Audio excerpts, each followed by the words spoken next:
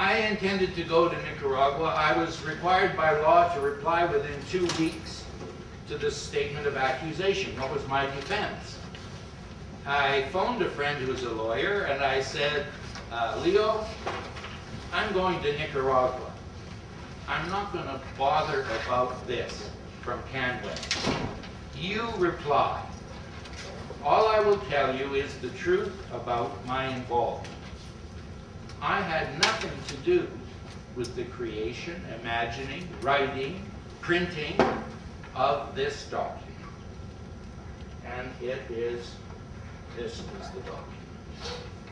But I was at the Vancouver Public Library in downtown Vancouver at a public meeting, at the end of which, on a table like this, without anybody around, there was a stack of these. I took the top one off, and I opened it, looked at it. Oops, I looked at it this way. The Vancouver Sun. Looks like the logo of the Vancouver Sun. It's exactly the logo of the Vancouver Sun.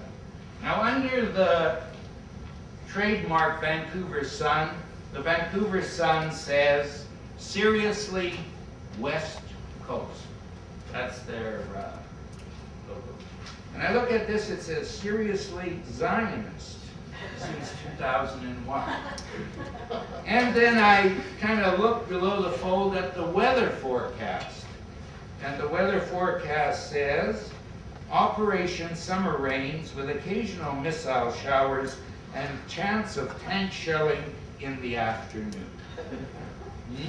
Serious weather report, for sure. Then I looked at some of the writers' names. This one is Hypocrisy. This one is P-Rupaganda. This one is Censorship. The title of it says, Study Shows Truth Biased Against History. So I realized this was a parody. This is a classic parody. You want people to think of the Vancouver Sun, but you don't want them to really believe it's the Vancouver Sun, otherwise they won't laugh at the jokes you're making about the Vancouver Sun.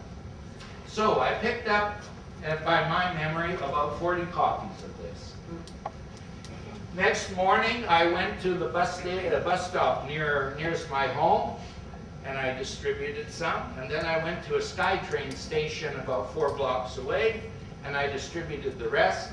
And the morning after that, my wife and I got in a car, and we went on our camping trip to Waterton Park, which was delightful. All people should go to Waterton Park. It's great. I recommend it. I don't know who the Stelmach, right? Is the Stelmach. You should help pay the cost of this meeting. It's kind of publicity.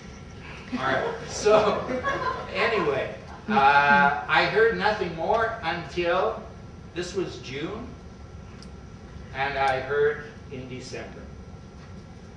There are 2 processes in legal suits that take place before you go to court.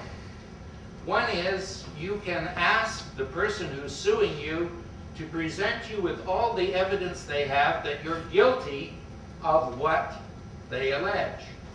Namely, that I was part of a conspiracy to create, produce, finance, and distribute this publication. We asked CanWest Global to present all the documents they have. Videotapes, sworn testimony, evidence of whatever kind. The reply from CanWest was, we have N-I-L. Nil. Zero. Zilch. Nothing that shows that you did what we accuse you of doing. They didn't even have any information that I distributed this. They only knew it because I told them. Because my ethic is to take responsibility for whatever I do publicly, and all my political activity is entirely public activity. They then called me for a second process, which is called examination for discovery. You're sworn under oath, and you are have to answer the questions that the lawyer for CanWest wants to ask. He said, this is a counterfeit publication.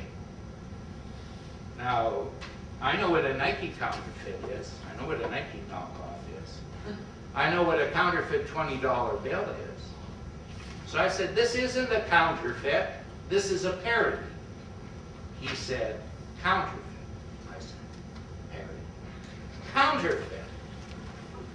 Parody. The last time he said counterfeit, I said, you know, if you believe that this is a counterfeit, that people who read this would be deceived into thinking it's really the Vancouver Sun, then you have a much lower estimation of the customers of your client than I do. Now, he had a friend from CanWest with him, the man in charge of security for CanWest. When I said that, the guy who was the security chief laughed, like you did, out loud. And the lawyer turned to him with a kind of glare that means, you stupid son of a... Keep your mouth shut. This is counterfeit. Remember, didn't we agree? So they asked me, they said, you belong to an organization, has a website called Canada-Palestine Support Network, Canada. I said, yes. We want to have the names of all the people who are members of that organization. We want to have the minutes of every meeting. We want to have the correspondence between people. We want to have the addresses. I am old enough, older than most of you, to remember McCarthyism in the United States and in Canada. And this attack on the freedom, if you read the Canadian Charter of Rights, you will see that one point in the fundamental freedoms of Canadians is the right of association, freedom of association. That is freedom to gather with like-minded people in any organization you wish, without harassment, punishment, or anything, intimidation. And as long as you're engaging in legal activity, no problem. So I believe that's an important right. It's an important democratic gain. And it is undercut by people becoming what you normally call, I think, a rat. Somebody who says to try and get out of hot water, yeah, it's them, it's him, it's her. So I said to the lawyer, I won't give you that information. He said to me, if you don't give me that information, I'll go to court and get a judge to order you to give me that information. I said, you can go to court. If the judge orders me in court to give that information, I will refuse. I will be in contempt of court and subject to imprisonment or fine or both, but I will prefer to do that than to undercut constitutional freedoms for myself and others. He said, you belong to another organization called Seriously Free Speech, which was formed after this parody was distributed, created, etc.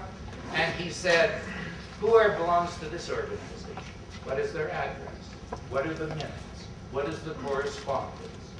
Who have you spoken to about this legal suit?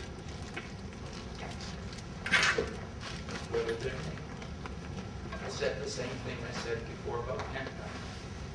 He never did go to court. So we don't know how the court would have reacted. But I said the same thing at a public meeting, and somebody said to me, what do you think of the people who actually produced this parody? You had nothing to do with it, except what you said, distributed after it was created. I said, I am not a priest.